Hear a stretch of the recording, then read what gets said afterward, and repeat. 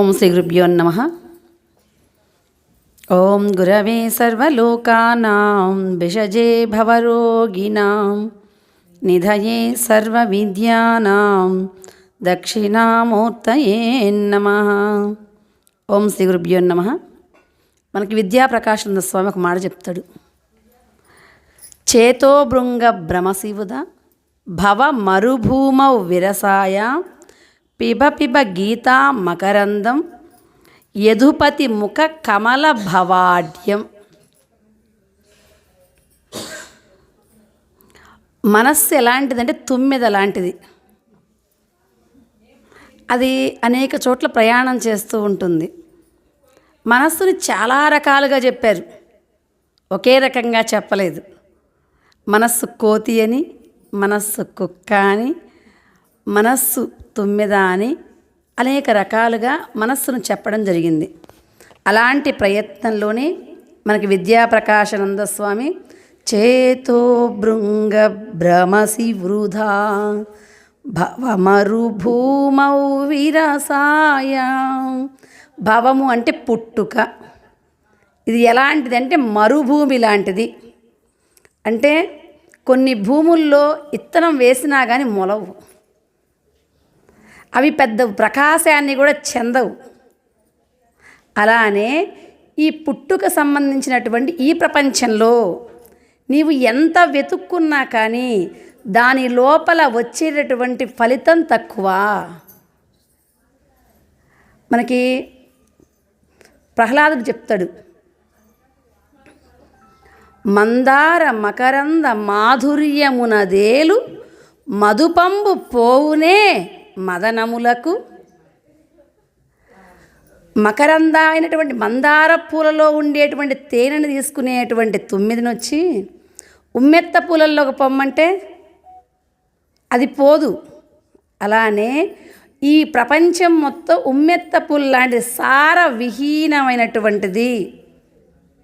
సారహీనమైన సంసారమున చిక్కి ఆలు పిల్లలన్న ఆశతోడ చిక్కి సృక్కి నరుడు నక్కల పాలవును విశ్వదాభిరామ వినురవేమ. ఈ సంసారం అనేది సారహీనమైనటువంటిది. ఎందుకని అంటే నువ్వు ఎవరి మీద ప్రేమను పెంచుకుంటున్నామో ఆ ప్రేమ కొన్నాళ్ళకు మళ్ళీ నీకే ఎదురు తిరిగిద్ది.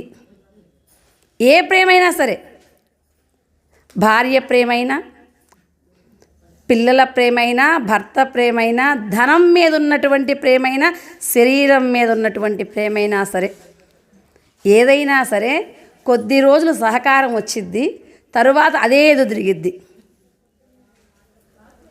అందుకని దీని మీద పెద్ద ఆశ పెట్టమాకు, కానీ దీంట్లోనే ఉండాలి. నియతం కురు కర్మత్వం కర్మజ్యాయో హ కర్మణః. భగవద్గీత చెప్పింది అదే. నీకు నియమించిన కార్యాలు ఏవైతే ఉన్నాయో అవి సంసారంలో నుంచి బయటికి పొమ్మని నేను చెప్పట్లేదు, కానీ మనస్సులో ఆలోచనలు అవి ఉండకూడదు. ఎలాగైతే మనం అన్ని పనులు చేస్తున్నప్పటికీ ఒక వ్యాపారం సంబంధించి ఒక ఊరు వెళ్ళాం, కానీ ఇంట్లో పిల్లగాడికి ఒంట్లో బాగాలేదు, ఎక్కడ ఏ పనిలో నిమగ్నమైనా కానీ పిల్లగాడే గుర్తు వస్తుంది మనసులోకి. అక్కడ ఒకవేళ నిమగ్నమై కంప్యూటర్లో వాళ్ళందరూ కాన్ఫిడెన్స్ మీటింగ్ ఉన్నా సరే, మీటింగ్ ఒక పక్కన చెవి వింటానే ఉంటుంది, వాళ్ళ కళ్ళి చూస్తానే ఉంటుంది, కానీ మనసు మాత్రం పిల్లాడి మీదగా వచ్చిద్ది. నా అనుకున్న పిల్లాడి మీద మనస్సు ఎటువంటి పరిస్థితుల్లో నువ్వు డ్రైవింగ్ చేస్తున్నా సరే, డ్రైవింగ్ చేస్తే కళ్ళు కాళ్ళు చేతులు మొత్తం ఒకే చోటు ఉండాలి, కానీ పిల్లాడికి బాగాలేదన్నప్పుడు మనస్సు మాత్రం ఆడ ఉండదు. మూడు ఆడే ఉంటాయి, కానీ మనస్సు మాత్రం అక్కడ ఉండదు. ఏదన్నా ఒక విశేషమైనటువంటి పిల్లగాడి నుంచి ఒక వార్త వచ్చింది, అదైనా వాడిని చూసిన దాకా మనస్సు సాగదు. పిల్లగాడు 3 ఏళ్ళు అవుతుంది అమెరికా పోయి ఈరోజే వస్తున్నాడు అక్కడ, కానీ మనం ఏది చేస్తాం కానీ వాడి మీదే వచ్చింది. చిన్న శబ్దమైన వాడే గుర్తు వస్తుంటాడు. అంటే మనస్సుకు ఒక గుణం ఉన్నది. ఏ పని చేసినా కూడా ఒకదాని యందు నిక్షిప్తం చేసేటువంటి గుణం. ఈ పిల్లగాడు నువ్వు నమ్ముకున్నటువంటి నీకు అన్నం పెట్టవచ్చు, పెట్టకపోవచ్చు. నువ్వు అనుకున్న శరీరం నీకు ఆరోగ్యాన్ని ఇవ్వచ్చు, ఇవ్వకపోవచ్చు. కానీ దైవం నమ్మినటువంటి వాడిని చెడగొట్టడు. యోగక్షేమం వహామ్యహం. ఎప్పుడు ఆయన కూడా ఊరకిస్తా అని చెప్పలేదు. అనన్యాన్ చింతయంతో మాం ఏ జనాః పరి ఉపాసతే తేషాం నిత్యాభియుక్తానాం యోగక్షేమం వహామ్యహం.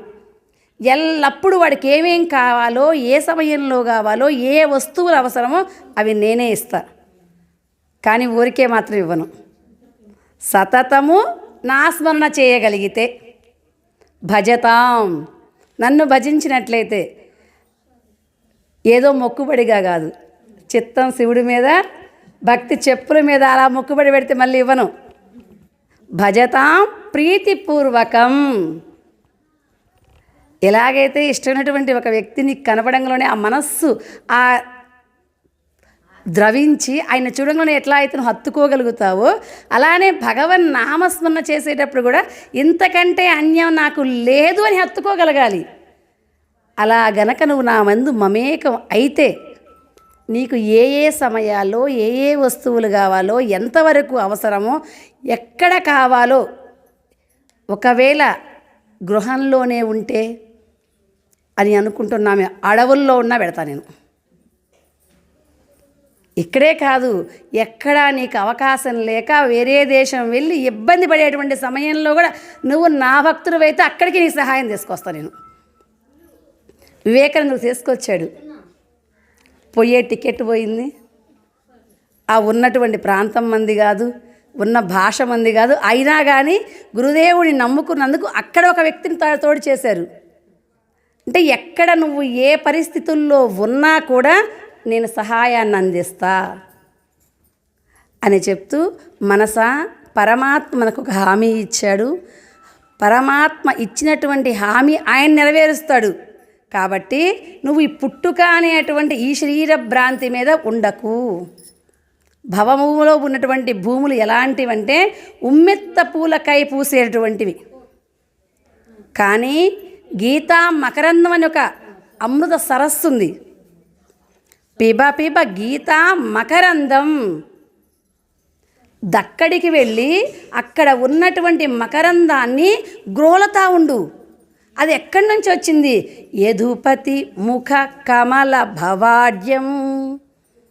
ఆయన ముఖమనేటువంటి సరస్సులో నుంచి ఒక పుష్పం వెలువడింది.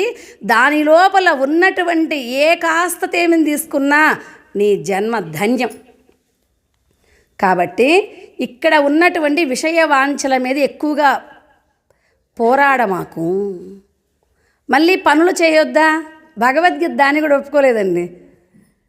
అర్జునుడు వీళ్ళంతా నా వాళ్ళే, యుద్ధం చెయ్యను అని చెప్పి మమత్వాన్ని పూనుకున్నటువంటి సమయంలో నువ్వు చేయవలసింది వచ్చిన స్థానం యుద్ధం చేయడం. ఇక్కడ నీ అనే భావం కుదరదు. ఉన్నటువంటి వారందరి మీద సారథ్యం చేయవలసిందే. అలానే మనస్సులో కూడా అజ్ఞానం జ్ఞానం అనేటువంటి విషయాల యందు సంరంభం మొదలవుతుంది.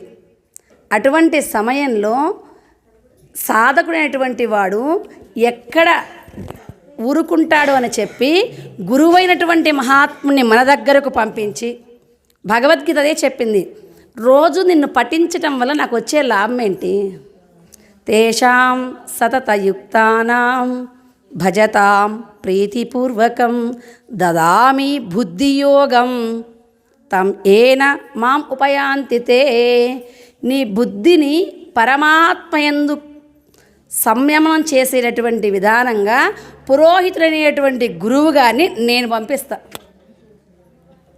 ఆయన ఏం చేస్తాడంటే నువ్వు ఎలా ఉండాలి, ఎలా అర్చించాలి, ఎలా సేవించాలి, ఎలా ధ్యానించాలి, ధ్యానించే సమయంలో నీకు వచ్చేటటువంటి తరంగాలు ఎలా ఉన్నాయి, ఆ తరంగాలను నువ్వు సరిగ్గా వెళ్తున్నావా లేకపోతే మార్పు ఏమైనా చెందుతున్నావా అని చెప్పి మార్గదర్శనం చేపించి నిన్ను ఉన్నత స్థానంలో నిలబెట్టడానికి నువ్వు పూజించినటువంటి సేవకా ఫలం వల్ల గురుదేవుని నీ చెంతకు చేరుస్తా. గురువు చెప్పినట్లుగా నువ్వు వినగలిగితే, గురువు చెప్పినట్లుగా నువ్వు నడవగలిగితే ఈ జన్మే కడసారి జన్మకి జన్మ లేదు. ఇది ఎందువల్ల వస్తుంది అని అంటే నమ్మినటువంటి ఫలితం వల్ల. గీతలో చెప్పిన ప్రతి అక్షరం గురువుగారు చెప్పిన మంత్రాలు. దాన్ని ఎవరైనా పఠన చేయగలిగి మననం చేయగలిగి ఆ మననం చేసిన విధానంగా జీవితం నడపగలిగితే, మంచినీళ్ళు కావాలనుకున్న అది గ్లాసులోకి వచ్చినా మందాకు వచ్చినా తాగిందాక ఎలాగైతే మనకి దప్పిక తీరట్లేదో, అలానే గ్రంథంలో ఉన్న మహాత్ములు చెప్పినా మనం చదివినా మనం అనుభవించేదాకా అది పని అవ్వదు. అందుకని అనుభవించడానికి వచ్చినటువంటి ఏకైకమైనటువంటి జన్మ మానవ జన్మ. దానిలో కూడా మనకు మహాత్ముల గురువుగారు చెప్పారు, మల నిర్మోచనం పుంసాం జలస్నానం దినే దినే సకృద్గీతాంబసి స్నానం సంసార మలమోచనం. సంసారంలో ఉండేటువంటి మాలిన్యం దేని ద్వారా పోతుంది? ఒంటికి పట్టిన మురికి సబ్బు ద్వారా పోతుందని, షాంపూ ద్వారా పోతుందని, కుంకుడుగాయల ద్వారా పోతుందని మనకు తెలిసింది. మరి మనస్సులో పట్టిన మాలిన్యం దేని ద్వారా పోతుంది? ధ్యానం, జపం, స్వాధ్యాయాభ్యసనం చైవ వాంగ్మయం తప ఉచ్యతే. తపస్సు కూడా ఎలా చెప్పింది మనకి భగవద్గీత, యజ్ఞో దానం తపశ్చైవ పావనాని మనీషిణాం. మనిషి పవిత్రుడు కావాలంటే మూడింటిని పట్టుకోవాలి. యజ్ఞం కూడా ఏ యజ్ఞం చెప్పింది? సర్వం కర్మ అఖిలం పార్థ జ్ఞానే పరిసమాప్యతే శ్రేయాన్ ద్రవ్యమయాద్యజ్ఞాత్ జ్ఞానయజ్ఞ పరంతప. అన్ని యజ్ఞాలలో కూడా జ్ఞానయజ్ఞం అంటేనే నాకు శ్రేష్టం. ఎందుకని? ఉన్న విచారణలో ఏది మంచిది, ఏది చెడ్డది, ఏది చెయ్యొచ్చు, ఏది చెయ్యకూడదు, ఏది తినొచ్చు, ఏది తినకూడదు, ఎలా ఆసనం వేయాలి, ఎలా ఉండకూడదు, ఎలా ఎవరితో మాట్లాడాలి, ఎలా మాట్లాడకూడదు, అసుర గుణాలని దైవీ గుణాలని మొత్తాన్ని చెప్పినటువంటి గ్రంథం మనకి భగవద్గీత. తపస్సు కూడా మనం అనుకునేటువంటి విధానం వేరు, భగవద్గీత చెప్పిన విధానం వేరు. తపస్సు అంటే మనకి ఎమ్మటే గుర్తొచ్చేది ఏంటంటే ఒక డ్రస్సు, జుట్టు, హిమాలయం, ఇంకా అలా ఉంటే కనుక తపస్సు. కానీ భగవద్గీత తపస్సు చెప్పలేదు అసలు. భగవద్గీత చెప్పినటువంటి తపస్సు ఎవరైనా ఆచరించవచ్చు. 3 రకాల తపస్సు చెప్పింది. దేవద్విజ గురు ప్రాజ్ఞం పూజనం శౌచమార్జవం బ్రహ్మచర్యం అహింసాచ శారీరం తప ఉచ్యతే. ఇక్కడ మనకు ఒకటి వచ్చింది డౌట్, బ్రహ్మచర్యం అంటే పెళ్లి కాకుండా ఉండాలనా? అది చెప్పలేదమ్మా. బ్రహ్మము యందు చరించడం, బ్రహ్మస్వరూపమైనటువంటి పరమాత్మైనటువంటి ఎలా ఆయన నడిచాడో ఆయన జీవితంలో మనం అలా నడవడానికి ప్రయత్నం చేయడం చరించడం, అది బ్రహ్మచర్యం. అహింస, మాంసాహారం తినడం అహింస, తినకుండా ఉండడం అహింస. కానీ అది కూడా నిజం కాదు. అది ఒక పాయింట్ అయితే, మన మాటల ద్వారా, మన చేష్టల ద్వారా, మన చూపుల ద్వారా ఇతరులకు బాధ కలిగించకుండా ఉండడం అహింస. ఇది నిజమైన అహింస. వాటిని తిననటువంటి వాళ్ళకు కూడా క్రూరత్వం పోవట్లేదు. కొంతమందికి క్రూరత్వం ఉంటుంది, కానీ అది తినకుండా ఉండాలి, ప్లస్ ఈ గుణాలు కలిగి ఉండాలి. ఇది అసలైన అహింస. ఇదే సరిపోతుందా? ఇక వాచక తపస్సు, నోరు ఎలా ఉండాలి, నోటితో మాటలు ఎలా మాట్లాడాలి, ఎవరిని ఎలా పలకరించగలగాలి, ఎవరితో ఎలా నడవాలి, అనుద్వేగకరం వాక్యం సత్యం ప్రియం హితం చేయత్ స్వాధ్యాయ అభ్యసనం చైవ వాంగ్మయం తప ఉచ్యతే.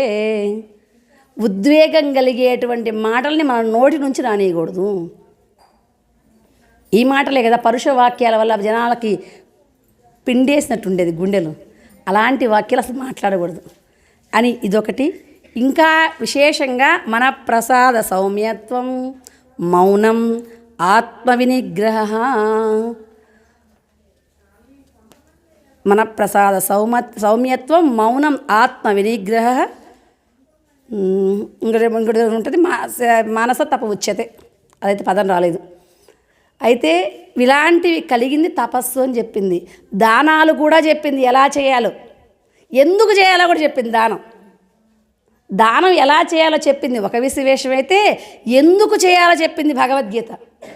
మనం చేసేటువంటి ప్రతి పనిలో కొన్ని ప్రాణులు తెలియకుండానే చనిపోతూ ఉంటాయి. అటువంటి ప్రాణులు చనిపోయినటువంటి పాప ఫలితాలు కొన్ని ఉంటాయి. వాటిని నివారించడం కోసం మన కాడున్నటువంటి ధనాన్ని దానం చేయాలి. అందుకని ఈ 3 విషయాల్ని మనకి పర్టిక్యులర్గా ఎలా చేయాలి, ఎందుకు చేయాలి, ఎప్పుడు చేయాలి, ఎవరు చేయాలి. ఒక యోగి అయినా సన్యాసి అయినా లేకపోతే ఇల్లు వదిలిపెడితే అసలు చెప్పలేదు. భగవద్గీత చెప్పిన ప్రతి విషయం గృహస్థుడికి చెప్పినటువంటి విషయం. కుటుంబంలోనే ఉండాలి, కుటుంబంలో వాళ్ళని చూసుకుంటూనే ఉండాలి, కుటుంబానికి విశేషమైనటువంటి ఆత్మధర్మాన్ని పాలించాలి.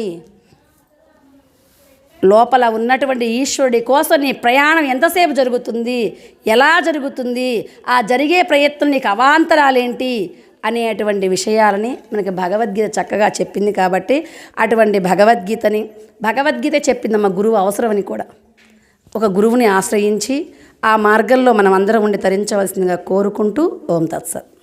అందరికీ జై గురు.